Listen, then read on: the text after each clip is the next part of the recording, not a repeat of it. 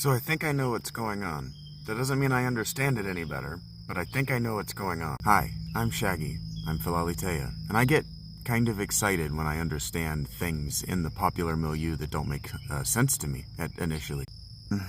So I think I know what's going on with Switch 2 hate. I think the Switch 2 is a product of its own marketing niche, and the criticism it's receiving is a product thereof. Okay, so I've been gaming since before I can remember, since at least 1988. My father had an NES in the house when I was a year old. The first Christmas gift I remember was an SNES when I was either 5 or 6 years old. Actually, I might have been 4 years old. It might have been as early as 1991 that I had an SNES that I owned and was required to play. And something I don't think you guys fully understand, I don't think everybody fully understands, is that Nintendo made video games survive the 1983 video game market crash by marketing to children.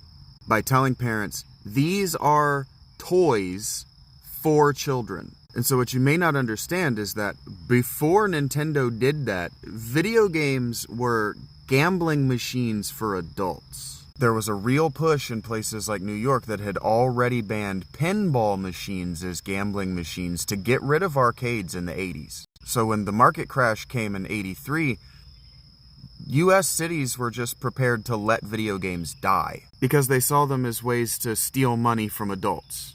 Little has changed, except now governments give huge grants and stimulus to these video game corporations because these video game corporations haven't been profitable since 1983, not on console. And here's where we get to the interesting thing, because if you wanted to remain an adult and you wanted to remain a grown-up gamer, you either played Sega or you played PC. And here's the thing, by 2008, neither of those had any games because of PlayStation, a machine named like a toy, and Xbox, a machine marketed to high school students as a toy. And so the first thing I couldn't figure out is everybody freaking out about the EULA with the Switch 2. The PlayStation 2 was extremely punitive if you even looked at it the wrong way. The Xbox 360 was just waiting to brick. I knew lots of people, was it the Red Circle of Death with the original Xbox 360? I knew lots of people who bought bricks. And they were expensive. They were like $600 back in 2005. So the $450 price tag I don't understand either. Adjusted for inflation, the SNES was about $460. That's a decent price for a child's toy. But the most recent complaint I've heard is that it just doesn't have any innovative technologies. What was the innovative technology between the SNES and the NES? Bits. The amount of information that could be processed and the games that were potential with that processing power. What are you improving in your computer?